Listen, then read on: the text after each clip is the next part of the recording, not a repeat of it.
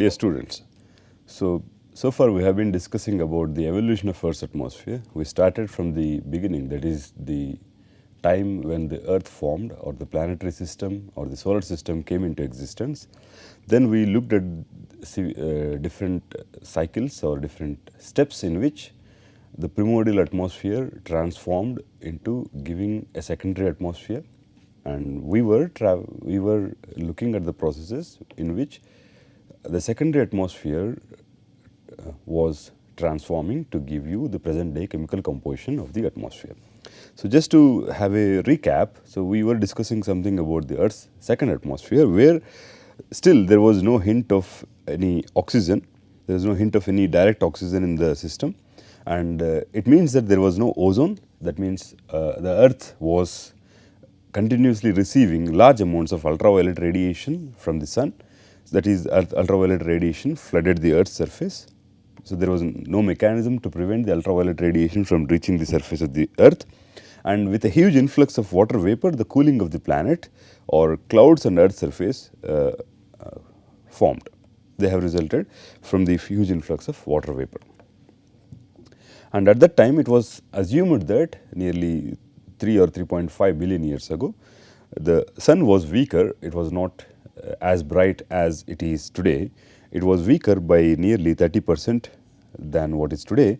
And the obvious question that arises is that if the sun were weaker that time, the Earth should have frozen, the planet should have frozen, because there was a lot of water vapor and there was a lot of liquid water in terms of great oceans. So, Earth must have frozen, leaving you a frozen planet, which did not apparently happen. The reason is that there was large amounts of CO2 which was existing because of the volcanic eruptions, which left enhanced or serious amounts of greenhouse effect. That means the heat that was trying to get away from the planet was retained in the planet, in the atmosphere of the planet by CO2, which traps the infrared radiation, thereby keeping an average temperature which should be larger than in the absence of the sun. Then we are now looking at the different processes which led to the formation of free oxygen. Now, our objective is to identify the processes which left free oxygen in the atmosphere. So, the discussion, so right now the point is that majority of the atmosphere is water vapor right now because of the volcanic eruptions, and there are some sulfur compounds, and majority is anyway water vapor. Now, we have to look at the processes which will transform this water vapor into oxygen and leave nitrogen to a very large percentages in the atmosphere. Right. So, we will start the discussion from the hydrosphere. So, when the secondary atmosphere was getting cooled, it resulted in condensation, and after several 100 million years of rain which lasted, and the great oceans have formed. We have seen this. And still even after the formation of water, there are no direct traces of oxygen. Oxygen was still not to be found directly. So, in order to understand how this atmosphere, the secondary atmosphere, resulted or transformed into a state that we see today, we consider the Earth as a complete system, not just the atmosphere. We complete the Earth as a complete system, or we take into account other aspects of the Earth which may have influenced the formation of atmosphere, or which may have influenced the transformation of secondary atmosphere into an atmosphere that we see today. So, the Earth system is composed of the biosphere, which is all organic life, carbon based; lithosphere, all the crust, which is inorganic in nature; hydrosphere is all the water; and the atmosphere, which is the gaseous envelope that we see. So, we have already seen atmosphere doesn't weigh to any percentage, any reasonable percentage of the entire mass of the Earth or mass of the hydrosphere. Right. Now, we should look at the pathways which led to the formation of oxygen, free oxygen. So, the total mass of volatile substances in this system that we have seen in the Earth system is nearly 0.025% of the mass of the Earth itself. That means it is a very, very small number to be considered, but still. So, mass of Earth is a very large number, of course, is a huge number, and the mass of volatile substances. What comes into volatile substances? So, gases, liquid will come into the volatile substances. So it is to be always remembered that 0.025% is the mass of all the volatile substances in the mass of the Earth. And atmosphere represents nearly, of this, atmosphere represents nearly 1 by 300th of the entire mass of hydrosphere. So all the secondary atmosphere has resulted into oceans. So this oceans were giving you this percentage of mass of the Earth. Okay, and if you consider, it was only the water that is dominant, that is to be seen on the planet, but at the same time, which is a very small number in comparison to the mass of the Earth. So oxygen has to be extracted, or oxygen cannot come from anywhere else. It has to come only from the hydrosphere. That is the only way. So if you want to understand how oxygen has come into the atmosphere, we have to see how the ocean or how the hydrosphere transformed itself to give away oxygen. So if you look at the present day inventory of the hydrosphere today, oceans nearly compose 97%, ice at the caps, let's say 2.5%, fresh water in the undergrounds and lake and rivers will compose nearly 0.62%, and the atmosphere is nearly 0.01%. So this is the water vapor that exists in the atmosphere. So this is today's composition of the hydrosphere. So that means that atmosphere has a very small capability of retaining water vapor. So it cannot be thought that the water vapor that is existing in the atmosphere must have given away the oxygen. Okay. So where does the oxygen come from? So if you look at the volcanic eruptions that happened over the past 100 years, let's say you take a indicative number of the volcanic eruptions, the number of volcanic eruptions that happened over the past 100 years, and you extrapolate this number over the period of the age of Earth, then this many number of volcanic eruptions must have left so much amount of water vapor and so much amount of sulfur dioxide, things like that. Now, if you convert this water vapor into, let's say, oceans or rivers or any other hydrosphere system, what you will realize is that the mass of existing hydrosphere is smaller by nearly 2 orders of magnitude. So 2 orders of magnitude is a huge difference that is to be found. So all the volcanic eruptions are the only reasons for the water vapor to exist in the atmosphere. The volcanic eruptions have been able to throw water vapor into the atmosphere. This water vapor, upon cooling, only resulted in the formation of oceans. If it is the case, then all the volcanic eruptions releasing water is not matching the amount of water that is to be found today. And how much is missing? The missing factor is nearly 2 orders of magnitude smaller, or is missing from the original number. So where does all the missing water go? One theory is that this missing water must have gone or must have leaked into the solid earth or the crust of the earth by leaking along the seams of the crust, which is just a theory. The second theory is that water, the molecule H2O, must have been dissociated by solar ultraviolet radiation. So ultraviolet radiation can dissociate H2O, giving you oxygen and hydrogen, which is just a theory. Now, there are different means or methods by which we can substantiate these theories, or we can rule out these theories. Let's see.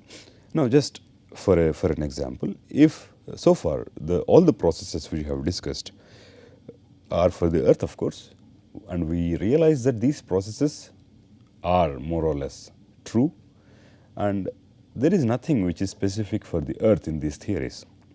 Any planet which have formed out of the agglomeration of solid rocky substances must have gone through the same physical processes in which or by which the Earth has gone.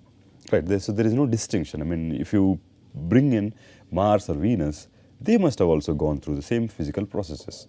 So if it is the case, then why is it that you don't find water on Mars or Venus? There must have been volcanic eruptions on Mars and Venus. There must have been water vapor which was thrown away from the volcanoes and which must have condensed.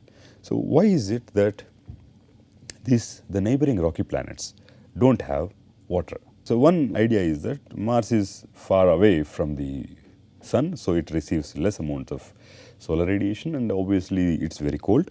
So Mars must have not sustained the water in liquid form. So it is now known that the water does exist on Mars in form of ice, and Venus is very close to the sun, so it receives a maximum amount of radiation, and the surface temperatures are very large. So that means that Venus may not be able to sustain water in liquid form, and then there are other things which will come into picture. Okay, now continuing with the theory, with the two theories of the escape of water vapor. The first, atmospheric oxygen, may have resulted from these two physical processes, 1 and 2. So there are two possible sources of oxygen. So these sources of oxygen, you always remember, these sources of oxygen are only to be out of the water vapor. So we have seen that in the secondary atmosphere, it was mainly the water vapor which was existing, nothing else. And if you want to consider the evolution of oxygen, it's only the water vapor which must have resulted into the formation of oxygen. So if it is the case, then let us look at these two processes.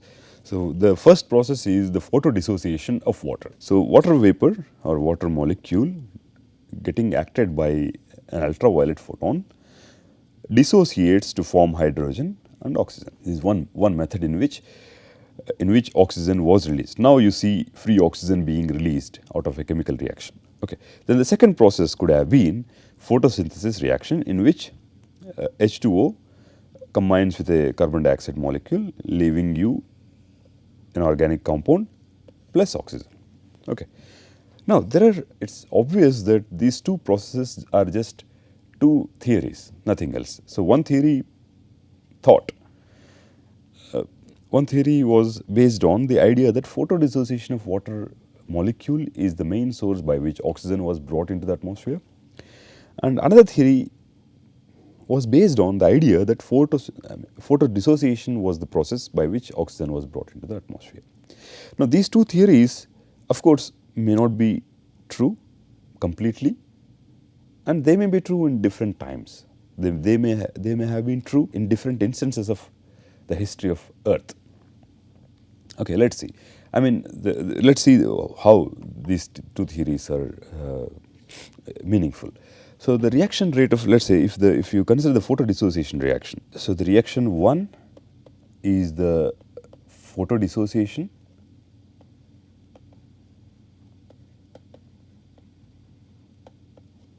and reaction 2, for reference, reaction 2 is the photosynthesis. So the reaction rate of 1 critically depends on other chemical reactions which compete for the available ultraviolet. That means it's not only the water vapor or water molecule which is trying to get the ultraviolet photon for its dissociation. There are other physical processes, other chemical processes which are trying to compete. That means there are other molecules in the atmosphere, there are other atoms in the atmosphere which can also get excited or dissociated by the action of ultraviolet radiation. So eventually, the rate at which this chemical reaction will proceed will only depend on the availability of ultraviolet. More ultraviolet is captured by the water molecule, more amount of oxygen will be released.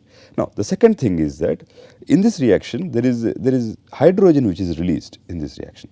So what does the hydrogen is a very light molecule, and it generally escapes the atmosphere.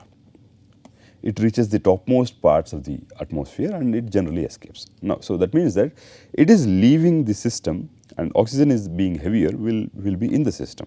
So that is one thing which will decide the rate of this reaction, right? And for photosynthesis reaction, the visible light in the presence of chlorophyll is a must. That means you require an organic compound to be present for the reaction 2 to happen. And so if you have to understand this reaction, if this reaction cannot proceed as if there is no organic compound. So this reaction cannot proceed if there is no organic compound, the availability of chlorophyll. So chlorophyll is essentially life. So further, the monomer that is released in this second reaction is the fundamental building block for the carbohydrate molecule that form the cells in plant life. That means there are two, this chlorophyll is required, and the organic compound that is released is the fundamental building block in the life cycle. So it is now believed that some free oxygen was produced by the dissociation of water vapor, by the dissociation of water in the upper atmosphere due to ultraviolet radiation. So it must have, there is no way that the process 2 can begin the formation of oxygen, because there is no life. There was no life in the beginning, there was no chlorophyll that was existing in the beginning, and there was no organic compound to begin with. It was rocks, dust, and water vapor. That was the only chemical composition in the beginning. So there was no life, there was no organic compound. Okay, it was only H2O and SO2, and it was a lot of rock and dust. Okay, so now you cannot imagine this reaction to happen because there is no chlorophyll. So this reaction may not have started to begin with. So it's only the photodissociation which must have started the building up of oxygen, right? If it is the case. So this is what we have seen already. So this leaves oxygen, right? And what happens is, so light H2 which was produced in this reaction was lost to space, and heavier O2 remained in the atmosphere, right? Now, I am ruling out the second process from the picture, saying that since there was no life on the earth, this reaction cannot proceed, and as a result the oxygen must have resulted only from the physical process or the chemical process number 1, which is the photodissociation. It is accepted. It is accepted to the idea that in the very beginning, it was only the water molecules in the upper atmosphere or in the high altitudes were dissociated by ultraviolet, giving you free oxygen molecules. The same reaction also resulted in the formation of hydrogen molecules, which were lost to the space. Okay. But the rate at which O2 appears to have increased over the past 3 or let's say 4 billion years could not have been only due to photodissociation. That means that, let's say, if you look at this figure, what you have on the x-axis is the age. So 0 is the present day, and then you have the past up to 3.5 billion years. So from the fossils or from the rocks, it may be possible for estimating it may be possible to estimate the amount of oxygen in the atmosphere at different points in the past, at different ages in the past. So out of those experimental results, what has been, this is kind of a accepted figure. That means the oxygen was very slowly rising over the past 1 billion years, from 3.5 billion years. Then the rise was very steep, and it was kind of steep. Then it reaches a kind of a saturation here. Okay. Now what you see here, the rise of oxygen was very, very slow in the beginning, and after that it was very steep. I mean, it was at an exponential rate almost, right? What I mean to say by this figure is that the rise of oxygen or the production of oxygen in the atmosphere could not have been only due to photodissociation to be able to account this rate. Because in the beginning itself, I have already told that it is very crucial that ultraviolet is supplied in abundance for the photodissociation to happen. Only then it can be a very fast reaction, otherwise it's a very small reaction, right? Very slow reaction, sorry. So however, the rate at which the O2 appears to have increased could not have been produced by dissociation alone. So you cannot just keep dissociation as a source of oxygen. So there must be something else.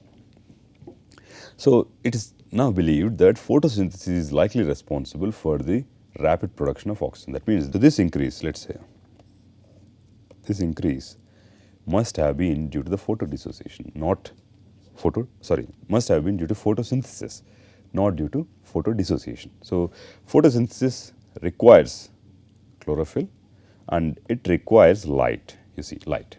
It's not ultraviolet, it's light. Light as in the visible spectrum that you get. So visible spectrum is always in abundance. It's not absorbed anywhere in the atmosphere. We've already seen that. It reaches almost the surface of the earth because no molecule or atom has the energy excitation levels in the suitable for the visible spectrum. So visible radiation penetrates the entire volume or the height of the atmosphere and reaches. So that means that visible radiation may have been responsible for the formation of oxygen at a very high or very steep rates. So photosynthesis requires, of course, chlorophyll, a complex chemical compound that is produced by some organism. So it requires, so now you see that life and oxygen, these two are interconnected.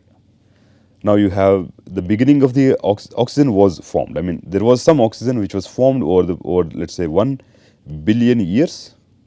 For 1 billion years, it was mainly the photodissociation. For 1 billion years, for 1 billion years, it was mainly the photodissociation which have at least left out a trace of oxygen. Otherwise, there was no oxygen. There was no free oxygen in the system. So photodissociation due to ultraviolet and H2O resulted in the formation of oxygen, some amount of oxygen, of course. It was very small, of course. But then the photosynthesis picked up.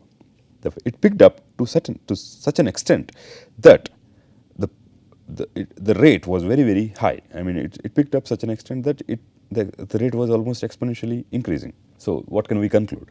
So in comparison to lifeless Mars and Venus, we can conclude that most of the oxygen was produced by photosynthesis. Yeah. Presently, it is believed that the crucial first stage in the evolution of single cell organisms took place over 3.8 billion years ago, which absolutely required an oxygen-free environment. It doesn't require oxygen to be able to grow or to be able to sustain, to be able to live. Okay. So this single cell organism evolved to a point that it required an oxygen-free environment. Okay. And primitive forms of plant life evolved to a point where they began to release small amount of oxygen through photosynthesis reaction. So after the initial release of oxygen by photodissociation, single cell organisms evolved on the planet which doesn't require oxygen. Then primitive form of plant life evolved which released oxygen. And this happened over the past 2 to 3 billion years. So now you just go back here. So here, 3.8 billion years. So this is the single cell organism period. So this time, and here somewhere here, the plant life evolved. Okay. Then the rise of oxygen. So primitive life form developed in aqueous medium far enough from the surface and far enough from the surface so that UV can't penetrate, and close enough to the surface such that visible radiation is accessible. So that's the reason that we know it for a fact that life originated in the ocean or in the water. So now primitive forms of plants, primitive life form evolved in the water because water provided a shielding for the incoming ultraviolet radiation, and it also provided access to the visible radiation. So this height at which this evolution took place is very crucial. So it is believed that it was an optimal height where the ultraviolet could not reach, and also where the visible is accessible. So that photodissociation reaction must always be maintained to release oxygen into the system. Okay. And this led to the formation of cycle of ozone. This eventually led, ultraviolet was doing its part, by breaking H2O, of course, and releasing oxygen. And photosynthesis was also doing its part by providing, by the formation of, was doing its part by forming the life or organic compound, the monomer, the main basis for the life, and also producing the oxygen. Okay, that means that now the ozone cycle comes into existence. It's a very interesting and very important process to understand how ozone was responsible in a way for the formation of oxygen or for the formation of life itself. Now you have to understand why the water, I mean ultraviolet, of course. The reason is, if there is no ozone, if there is, let's say, if there is, no, there is, it's a very tricky thing here. Now let's say I am saying life, so this is the ocean surface, let's say. Now I am saying that life existed below the surface of the ocean, such that it is protected by the ultraviolet. Ultraviolet doesn't reach, and that it is accessible for the visible radiation, right? Now, in the beginning, I always say that there was no ozone. So when there is no ozone, ultraviolet reaches, and ultraviolet is hazardous for the life. So life cannot exist if there is ultraviolet radiation. So life comes out of the ocean, ultraviolet will kill it. That's it. So as long as there is no ozone, the life form will not venture into the surface. So this is the surface, let's say. This is a very crucial thing. So as long as there is no ozone, life will not venture out onto the surface, and by being below the surface of the ocean, it is accessing visible, it is producing the monomer, and it is also producing the oxygen. Meanwhile, outside, ultraviolet is still doing its job by breaking the water molecule or water vapor molecule and still providing oxygen. Okay. Now, somewhere this balance must have been gone out of the place, let's say. Somewhere, I mean, life venturing onto the surface is the only way that it can produce enormous amounts of oxygen, having complete access to the visible radiation. Somewhere, so that means that somewhere something must have happened which have resulted in the formation of ozone. So there must have been some cycle which has resulted in the formation of ozone. Let's see what it is. Now, if you look at the ozone production, the process by which ozone is produced, you require ultraviolet radiation less than 240 nanometers. So 240 nanometers is a very energetic radiation. Okay. Now what happens is, if you have oxygen, this 240 or less than 240 nanometer radiation is able to break or dissociate oxygen molecule into free oxygen atoms. Now these free oxygen atoms, in the presence of a third body which doesn't participate in the reaction, this third body doesn't actively participate in the reaction, rather it just serves as a platform for this chemical reaction to happen. We know this very well in the chemical reaction. Okay, so what happens? This oxygen atom, in the presence of a third body and in the presence of an oxygen molecule, results in the formation of an ozone molecule. Okay, now thus ozone is created by oxygen molecules and energetic ultraviolet radiation. Okay, for understanding this, we always talk about this bootstrap mechanism which has resulted in the formation of ozone layer. Now ozone once started to build up. Once ozone started to build up in the atmosphere by the action of ultraviolet radiation on the water molecules, it started filtering the incoming solar radiation in the ultraviolet spectrum. Okay. So with the development of ozone layer, so periodically as the ozone started to build up, as the number of molecules of ozone started increasing, with the development of ozone layer, less and less amounts of ultraviolet radiation started penetrating in the atmosphere and reached the earth. So with the increasingly favorable atmosphere, so now as the ozone layer started building up, as the concentration or the of ozone molecules increased in the ozone layer, less it started filtering out the ultraviolet radiation. That means less and less amounts of ultraviolet radiation was able to reach the surface. Why is surface important to us? Surface is the ocean surface, and below the ocean surface there is life which is trying to venture out onto the surface, onto the rocky surface, so that it can release more amounts of oxygen. So with the increasingly favorable conditions, that means with the decreasing ultraviolet radiation which was reaching the surface, the plant life was able to spread upwards and gaining more access to visible radiation. This is the main thing. So, the more amount of visible radiation that it gets, more amounts of oxygen it releases and more amounts of organic chemical compounds or complex organic chemical compounds it will be able to form, which will eventually lead to the evolution of life. So, this is a very crucial process. So, this bootstrap is a very important part in the history of the atmosphere. That means, what is this bootstrap? So, bootstrap, let's say, is more oxygen, let's say more access to visible radiation will give you more abundant plant life. More abundant plant life will produce more oxygen, and when more oxygen is produced, it will be broken by the ultraviolet, creating oxygen, creating ozone. More is the amount of ozone, less is the amount of ultraviolet radiation reaches that the surface, and less is the ultraviolet, more access to visible radiation. So, this bootstrap continued for several millions of years, and it resulted in the formation of large amount of oxygen. So, through this very slow process, life finally made it to the surface nearly 400 million years ago. It's not very distant in the past. It's just 400 million years ago when the life started making it to the surface.